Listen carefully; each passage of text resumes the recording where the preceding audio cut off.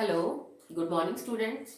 Now we are discussing 10th class chemistry and in chapter 5 that is periodic classification of element.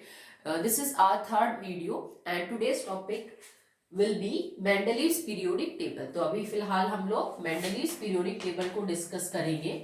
That is actually the third attempt regarding the historical development of the periodic table. पहले डबर्नियर को पढ़ा हमने, फिर हमने Newland को पढ़ा और अब न्यूलैंड की जो कमी रह गई थी, जो चीज एक्सप्लेन नहीं कर पाए न्यूलैंड, तो उसकी कमियों को दूर करने के लिए जो मेंडलीव है उसने अपने रिसर्च की, उसने काम किया और फिर उसने अपनी एक टेबल जो है वो प्रपोज की, जो कि बहुत ज्यादा हेल्पफुल है जो आज की पीरियोडिक टेबल बनाई गई है उसके लिए. ठीक है. So Dmitri Ivanovich Mendeleev was a Russian scientist जिसने ये सारा काम किया था. ठीक है. जब वो काम कर रहा था उस टाइम तक 63 एलिमेंट्स वर नोन. ये भी पूछा जा सकता है जैसे न्यूलैंड के टाइम के ऊपर 56 एलिमेंट नोन थे. ठीक है. उसने starting from very lightest hydrogen up to thorium, जो उस टाइम का हैवी मेटल था, वहां तक बनाया था, अरेंज किया था अपनी टेबल को. तो जब मेंडलीव काम कर रहा था कुछ एलिमेंट्स और डिस्कवर हो गए थे तब तक, तो टोटल 63 एलिमेंट्स जो थे वो क्या हुए थे बेटा, डिस्कवर हुए थे. ओके. सो इसने भी वही काम करना शुरू किया. एलिमेंट जो 63 उस टाइम थे उनकी प्रॉपर्टीज को पढ़ना शुरू किया, केमिकल प्रॉपर्टी को, फिजिकल प्रॉपर्टी को, उनके जो कंपाउंड बने हुए थे उनके फॉर्मूलों को पढ़ना शुरू किया कि किसी के ऑक्साइड का फॉर्मूला क्या है, किसी के हाइड्राइड का फॉर्मूला क्या है, किसी की नाइट्रेट का फॉर्मूला क्या है, उन कंपाउंड्स की प्रॉपर्टी कैसी है. ठीक है. एलिमेंट्स की फिर उन कंपाउंड्स की भी प्रॉपर्टी कैसी है. तो वो ऐसे करके हर एलिमेंट को जो है वो पढ़ता चला गया. उसने दो कंपाउंड्स को अपना बेस माना किसी एलिमेंट को पढ़ने के लिए. एक था बेटा compound of hydrogen, compounds of hydrogen, और एक था बेटा कंपाउंड्स ऑफ ऑक्सीजन. हाइड्रोजन के कंपाउंड्स कहलाए जाते हैं बेटा हाइड्राइड्स और ऑक्सीजन के कंपाउंड कहलाए जाते हैं ऑक्साइड्स. ठीक है. तो इसने क्या बोला कि जो दो एलिमेंट थे हाइड्रोजन और ऑक्सीजन, वो जब कंपाउंड बनाते हैं किसी भी मेटल या नॉन मेटल के साथ, तो हम उन्हें हाइड्राइड और ऑक्साइड्स बोलते हैं. इन दो एलिमेंट्स को उसने अपना बेस बना लिया कि मैं जितने भी 63 एलिमेंट्स नोन है ना, उन सब की हाइड्राइड और उन सब की ऑक्साइड बना के देखता हूँ, फिर उनके फॉर्मूले चेक करता हूँ, फिर उनकी प्रॉपर्टीज चेक करता हूँ, वो एसिडिक है कि बेसिक है कि न्यूट्रल है, किसके साथ रिएक्ट करते हैं किसके साथ नहीं करते हैं, और ऐसे करके उसने 63 कार्ड्स बनाए. उसने 63 कार्ड्स बनाए, मतलब 1 फॉर ईच एलिमेंट.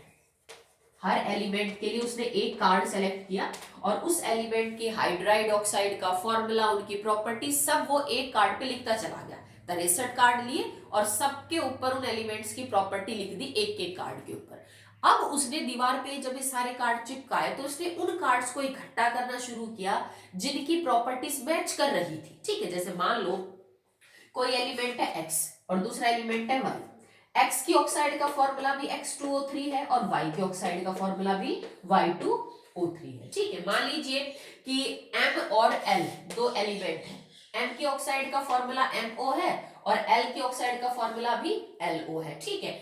M की वैलेंसी भी प्लस, मान लीजिए कि जैसे +2 है और L की वैलेंसी भी क्या है, +2 है. ठीक है. तो इस तरह से वो सिमिलैरिटी वाली जो बातें थी, जहां चीजें सिमिलर हो रही थी, उन कार्ड्स को एक जगह इकट्ठा करता गया कि उसने 4 कार्ड उठाए. मान लीजिए इन 4 कार्ड्स के जो एलिमेंट है ना, उनकी ऑक्साइड का हाइड्राइड का फॉर्मूला सिमिलर है, इनकी प्रॉपर्टी भी सिमिलर है, तो उन 4 कार्ड को एक तरफ कर लिया. ठीक है. फिर कुछ और 5-7 कार्ड जिनमें सिमिलैरिटी थी उनको अलग कर लिया. तो ऐसे करके वो सिमिलैरिटी वाइज जो है वो एलिमेंट्स को अलग करता गया. पहले 63 कार्ड लिए, उन पे हर एलिमेंट का नाम लिखा, हर एलिमेंट की हाइड्राइड और ऑक्साइड को उसने बेस चूज किया, क्योंकि बेटा हाइड्रोजन और ऑक्सीजन वो एलिमेंट है जो लगभग सबके साथ रिएक्ट कर लेते हैं.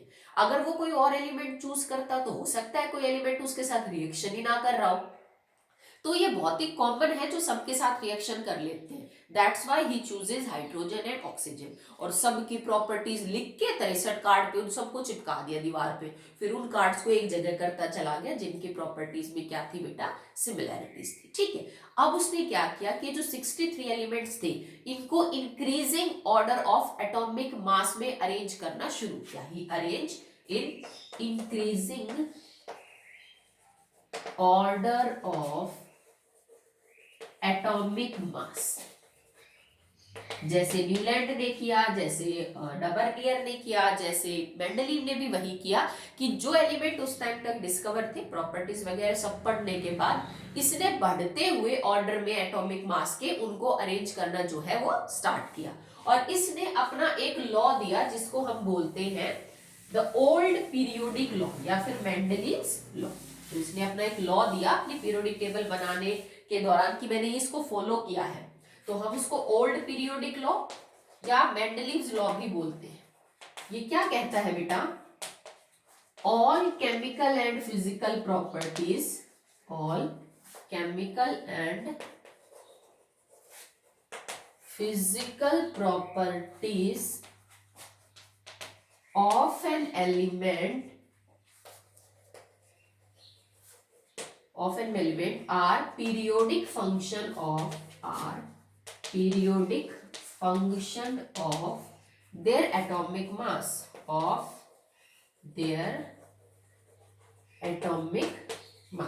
काफी सारे एलिमेंट है तो masses। ठीक है, तो उसने अपना एक लॉ दिया that is old periodic law. All physical and chemical properties of an element are the periodic function of their atomic mass। periodic function का मेरा मतलब है बेटा that will depend upon कि किसी भी एलिमेंट की सारी केमिकल और फिजिकल प्रॉपर्टी उसके एटॉमिक मास के ऊपर डिपेंड करती है। ठीक है, उसने ये बात मेन बोली कि भाई एटॉमिक मास के बढ़ते हुए क्रम में मैंने अरेंज किया है। क्यों किया एटॉमिक मास के बढ़ते क्रम में अरेंज? क्योंकि एटॉमिक मास ही वो प्रॉपर्टी है जिसके बाद सारी केमिकल और फिजिकल प्रॉपर्टीज जो है वो एक एलिमेंट की क्या होती है बेटा, डिसाइडेड होती है। ठीक है, तो इसके अंदर मतलब उसने अपना जो क्राइटेरिया था एलिमेंट्स को टेबल की फॉर्म में अरेंज करने का, वो एटॉमिक मास ही रखा कि मैं एटॉमिक मास के आधार पे एलिमेंट्स को क्या करूंगा, क्लासिफाई करूंगा। और वो ये कह रहा था कि एटॉमिक मास के बीच में रिलेशनशिप होता है प्रॉपर्टी से रिलेटेड, कि एलिमेंट की केमिकल और फिजिकल प्रॉपर्टी उसके एटॉमिक मास से जो है वो क्या करती है बेटा, रिलेट करती है। तो अब तक जो टॉपिक पढ़ा उसमें एक एक नंबर के बहुत सारे क्वेश्चन बनते हैं।